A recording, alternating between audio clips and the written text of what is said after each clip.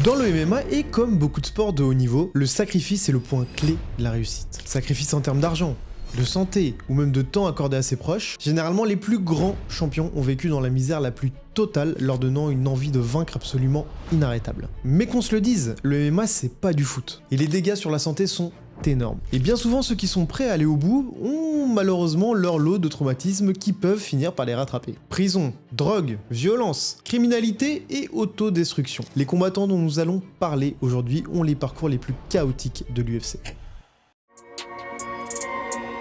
John Jones is a killer. You can take the man off the street, but you can't take the street out of the man. I am a bad guy. That's trying to be good. Et on commence tout de suite sûrement par l'histoire la plus folle. Une histoire qui raconte comment un combattant talentueux a fini par réaliser le plus gros casse de l'histoire de la Grande-Bretagne. Rien que ça. 53 millions de livres, environ 64 millions d'euros actuels, et la police n'en retrouvera que 21 millions seulement. Lee Brahim Murray est né le 12 novembre 1977 à Londres. Il a été élevé par sa mère pendant 7 ans car ses parents se sont rencontrés en vacances dans les Canaries. Son père étant cuisinier là-bas, il est resté dans les îles jusqu'au mariage avec sa mère en 84, avant de rejoindre la famille en Angleterre. Lee décrira son père comme quelqu'un de violent, alcoolique et infidèle. De nombreuses disputes finiront en bagarre jusqu'au jour où Lee mettra carrément son père KO. Son père fuira alors le foyer pour retourner au Maroc et dira plus tard, si je n'étais pas parti, l'un de nous deux aurait fini dans un cercueil. Bref, avec une jeunesse comme ça sentait pas très bon cette histoire. Et putain, qu'est-ce que ça va déraper. Dès l'adolescence, Lee, qui traîne de plus en plus dans les rues, est impliqué dans des affaires de vol, d'agression, de trafic de drogue et des guerres de territoire. Des activités qui le mèneront à la prison plusieurs fois. Il y fera la découverte de la musculation et à sa sortie, il prit des stéroïdes anabolisants afin d'obtenir un physique musclé et intimidant. Faut dire que ça aide un petit peu dans les affaires. Alors chargé de mauvaises intentions, pas que de mauvaises intentions, Lee s'intéressera à la boxe et au MMA. Son début de carrière est un peu étrange car sur ses 7 premiers combats, il y aura une défaite, une égalité et un no contest, ce qui est un peu anormal. Cependant, ses victoires sont éclairs et ne vont jamais au-delà du premier round. Avec un style puissant et rapide, on le surnommera Lightning, littéralement la foudre. Murray partira même aux USA pour s'entraîner chez Mile Teach, où s'entraînent notamment les champions Robbie Lawler, Tim Silva ou James Pulver et encore Matt Hughes. Lors de l'UFC 308 à Londres, ce dernier sera d'ailleurs victorieux face à Carlos Newton. Et comme souvent, l'UFC organise des after-parties dans des boîtes de nuit huppées où l'alcool coule à flot. En gros, je vous fais le tableau, on met une 50aine de mecs parmi les plus dangereux du monde dans une boîte de nuit remplie de femmes et de bouteilles. Mais comment ça pourrait mal tourner? Et sur là, ça commence à chauffer lors de la sortie du club, lorsque Mile Teach se fait attaquer par derrière. Bien entendu, les gars de la team ont directement séché ce mec qui tombera par terre près de la route. C'est alors qu'un taxi ayant voulu fuir la rue roula sur la main du bougre. Et les amis du potentiel peut-être futur manchot accoururent, dont Tito Ortiz, alors champion light heavyweight de l'UFC, qui se jeta sur Lee furieusement mais sans réussir à le toucher. Par contre, la foudre, elle allait frapper et pas qu'un peu. Laissant Ortiz inconscient au sol, l'équipe prit la fuite. Bon, même si cette histoire a été démentie par Ortiz, de nombreux témoins en attestent pourtant la véracité. Et laisser pour mort un champion UFC, ça donne quelques lettres de noblesse. Cette histoire arrivera jusqu'aux oreilles de Tonton Dana qui le fit signer pour l'UFC 46 à Londres. Une entrée avec un masque d'Hannibal Lecter et une tenue de prisonnier, peut-être un peu prémonitoire, et une victoire éclair par triangle en 1 minute 45 qui montre que Murray n'était pas qu'un combattant des rues mais aussi un technicien. Il en profitera pour call out Tito Ortiz qui venait de perdre sa ceinture face à Randy Couture. Tito Ortiz, if he wants to fight me here, I'll fight anybody. I don't care who they are, what they've done. Mais il sera finalement booké face à Patrick Coté, un combattant canadien pour l'UFC 52. À cause de poursuites judiciaires pour avoir défoncé un mec après un accident de voiture, oui, définitivement, ça change pas. Hein. Les USA ne pouvaient pas lui délivrer le visa, c'est ainsi que son aventure à l'UFC se stoppa net. Il signa avec une grosse organisation anglaise de l'époque, le Cage Rage. Il y a beaucoup de personnes qui y sont passées. Et affrontera Anderson Silva pour la ceinture. Anderson n'était pas encore la légende qu'il deviendrait par la suite, mais déjà un combattant ultra solide. Lee fera un combat plus qu'honorable et donnera du fil à retordre aux Brésiliens. On apprendra par ses coachs que Lee avait fait n'importe quoi et s'était surentraîné pour ce combat. Et du coup, il est arrivé lessivé le jour du fight. Malgré la défaite, un avenir prometteur se profilait dans la cage. Sauf que s'il est dans cette vidéo, il y a bien un truc qui va partir en couille à un moment. Vous vous rappelez du club devant lequel il s'était battu avec Ortiz? Et bah c'est un de ses endroits favoris et notre Anglais adore s'embrouiller avec des gens. Il éclate fréquemment des mecs dans l'établissement, sauf que certains vont venir se venger et le poignarder à plusieurs reprises. On lui perce alors un poumon, on lui sectionne une artère, il est littéralement à l'article de la mort et perd 4 litres de sang. 4 litres de sang sur 7, 8, je sais pas. 4 litres de sang. Mais il est pris en charge à temps et il va survivre, mais il ne sera plus jamais le même et il le sait, le MMA, c'était fini. Et à votre avis, il se passe quoi quand on retire à un criminel sa seule porte de sortie vers la rédemption? Un bon gros demi-tour vers la criminalité. Le 22 février 2006, le dépôt Securitas à Tonbridge, qui sert de stockage et de transit de liquide pour plusieurs banques du coin, est la cible d'un braquage orchestré avec une précision militaire. Des individus armés enlèvent le directeur de l'établissement et sa famille. Forçant l'ouverture des coffres, le butin est quand même estimé à plus de 53 millions de livres sterling en cash. C'est alors le plus gros casse de l'histoire de toute la Grande-Bretagne. Évidemment, Lee Murray est fortement impliqué, et lorsque la police se lance à sa poursuite, Murray, qui a la double nationalité, prend la fuite au Maroc. En espérant profiter de l'absence de traité d'extradition, il se dit qu'il sera alors en sécurité avec un bon gros paquet de pognon. Se pensant alors en sécurité là-bas, Lee vivra la fast life, littéralement, avec une villa à 1 500 000 $, des bolides et de la coke à gogo. Je vous passe tout le reste, les escortes, etc. En juin 2006, la cavale de Lee Murray prend fin. Il est arrêté dans un centre commercial de Rabat par la police marocaine. Cette dernière coopérait en effet avec les autorités britanniques malgré le traité d'extradition. Poursuivi pour son implication dans le braquage de Securitas, il est incarcéré dans la prison de Salé, près de Rabat. Bon, il tentera de s'évader plusieurs fois, notamment en faisant une sorte de grève de la faim pour perdre du poids et passer entre les barreaux.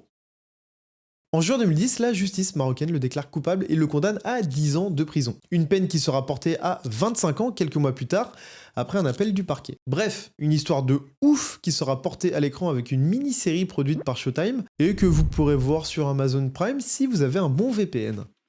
Et en parlant de VPN, je tiens à remercier la sponsor du jour qui est CyberGhost VPN. Mais d'abord, c'est quoi un VPN? Un VPN, c'est un réseau privé virtuel qui vous permet de protéger vos informations personnelles en créant un réseau privé à partir d'une connexion internet publique. C'est super utile par exemple si vous êtes en vacances et que vous devez utiliser un réseau public non sécurisé ou que vous travaillez à distance comme moi très souvent. Et surtout, n'ayez aucune crainte, le logiciel est ultra simple à utiliser. CyberGhost VPN est l'un des leaders mondiaux du réseau privé virtuel avec plus de 38 millions d'utilisateurs. Et surtout, c'est un expert du déblocage du contenu géorestreint. En gros, vous pourrez profiter des programmes qui sont disponibles dans d'autres pays mais qui sont bloqués chez nous. Merci la France et la chronologie des médias.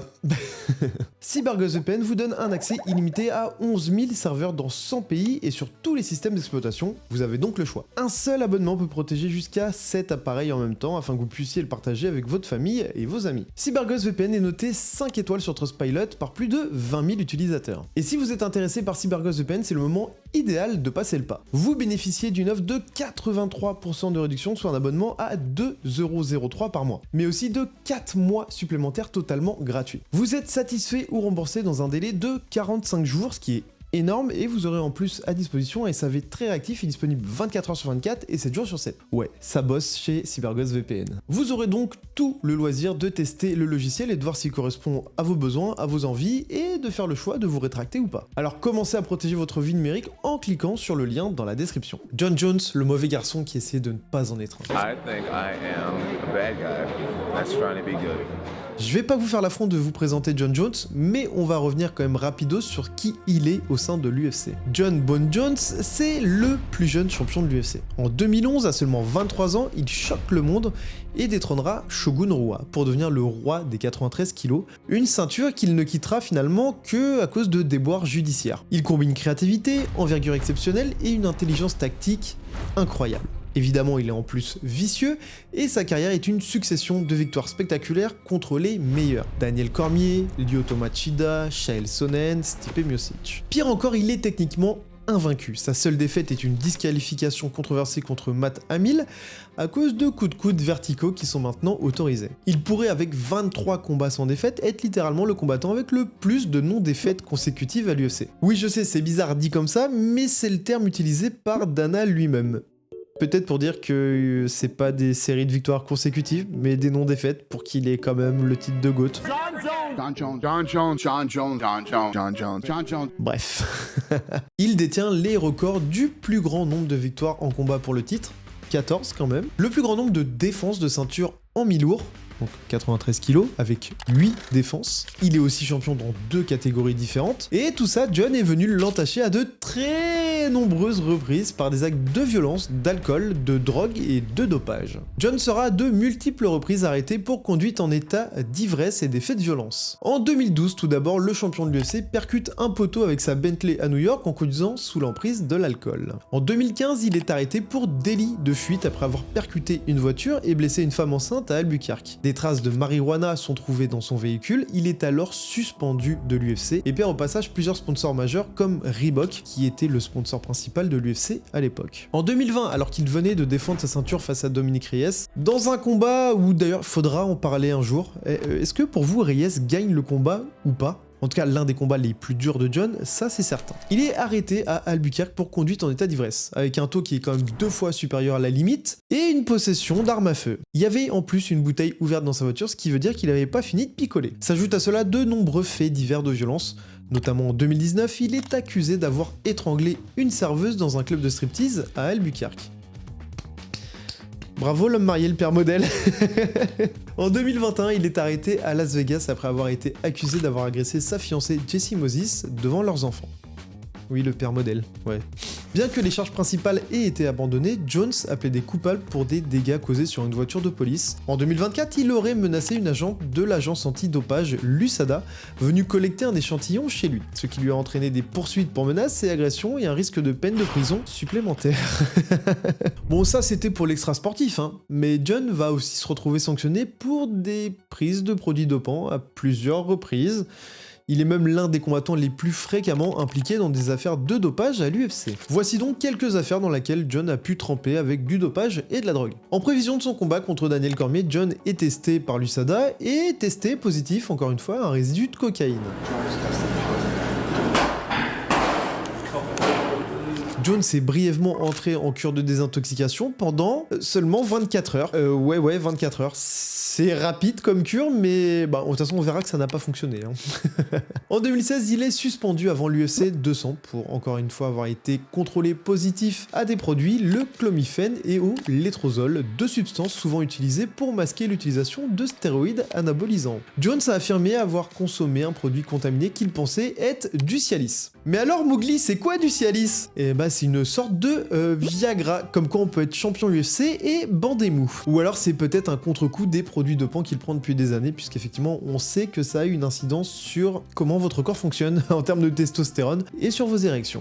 Après avoir battu Daniel Cormier, John Jones est testé positif au turinabol, un stéroïde anabolisant. Le résultat du combat est alors annulé et John perd sa ceinture. Encore une fois, il est suspendu pour 15 mois. De retour pour l'UFC 232 en 2018, des résidus persistants de turinabol sont détectés dans son système, ce qui provoque le déplacement de l'événement de Las Vegas à Los Angeles. Les experts ont conclu qu'il s'agitait d'un effet résiduel de sa suspension précédente et pas d'une nouvelle consommation. Bien entendu, les suspensions de Jones ont alimenté les débats sur les tests antidopage et l'équité dans le sport. On pourrait également parler de ces IPOC réguliers qui ont même entraîné un changement des règles en 2017, avec une obligation d'être main fermée à l'approche du visage de son adversaire, alors que John aime bien avoir les mains ouvertes qui traînent. Il y a évidemment ces oblique kicks aussi qui sont terribles et qui peuvent littéralement briser la carrière des adversaires avec un genou qui saute. Bref, une carrière en demi-teinte. John Jones est un athlète hors du commun, ça c'est sûr, mais son histoire est aussi celle d'un potentiel gâché par des choix personnels et un comportement souvent irresponsable. Malgré tout, il reste une figure emblématique du MMA, à la fois pour ses exploits dans l'octogone et pour toutes les controverses qui l'entourent. Il symbolise à la fois la grandeur et les dérives de la célébrité et de la richesse dans le sport moderne.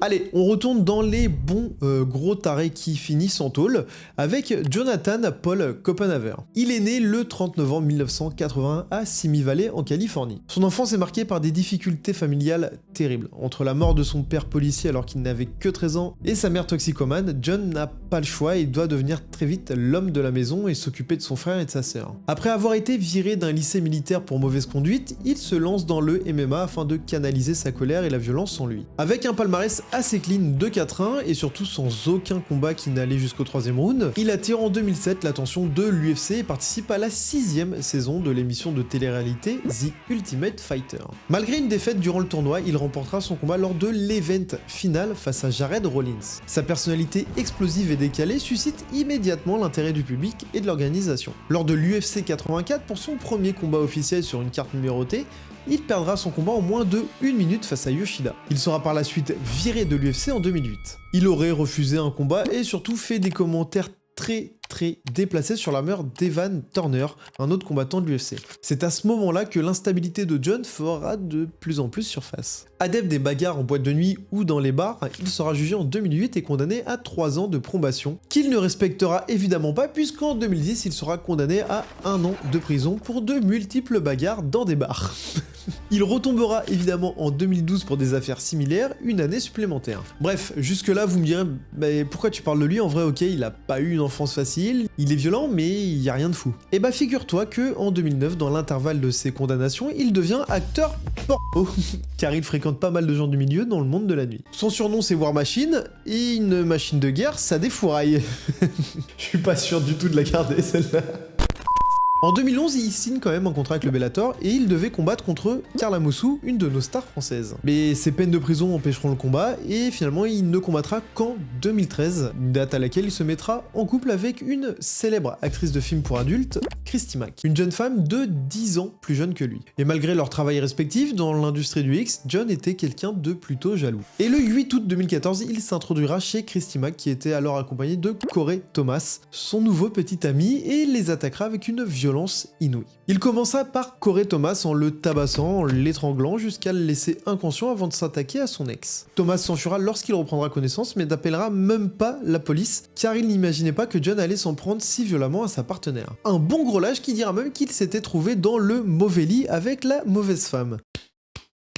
Bravo mec. John tranchera Christy à plusieurs endroits avec un couteau, la tabassera et la violera à plusieurs reprises. Les dégâts sont juste affolants avec 18 fractures faciales, un nez cassé, 12 dents manquantes et des côtes cassées. Évidemment, avec un casier aussi garni que le sien, les tribunaux n'allaient pas être tendres et il va être condamné à 36 ans de prison sans remise de peine possible. Une peine jugée juste et nécessaire par Copenhaver qui dit s'en vouloir énormément et qu'il est maintenant tourné vers Dieu et la religion.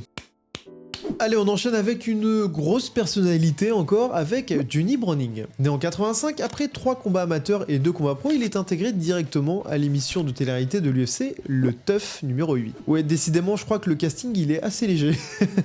Johnny s'illustrera pendant l'émission avec 2 victoires sur 3 combats et une belle victoire lors de la finale du TUF. Mais surtout à cause de ces conneries à répétition qu'il fera pendant tout le tournage. Il va se bourrer la gueule à plusieurs reprises, notamment un soir où il s'embrouillera avec pas mal de gens autour de la piscine, qui est quand même assez dangereux quand tu dois combattre 2 jours après. Dana White menacera de le virer de l'émission, mais il lui accordera quand même une seconde chance, qu'il gâchera juste à l'épisode d'après en s'introduisant dans la cage pour embrouiller un combattant. Et là encore, Dana lui laissera une chance en lui disant que si la commission sportive avait été là, il aurait immédiatement perdu sa licence. Mais là où ça va commencer à déconner très fort, c'est quand Johnny attaquera sauvagement 3 bonnes sœurs après avoir pris 16 pilules d'anxiolytiques, le clonopin, bref, de l'anxiolytique. Hein. Il se fera arrêter en hurlant « Vous savez pas qui je suis ?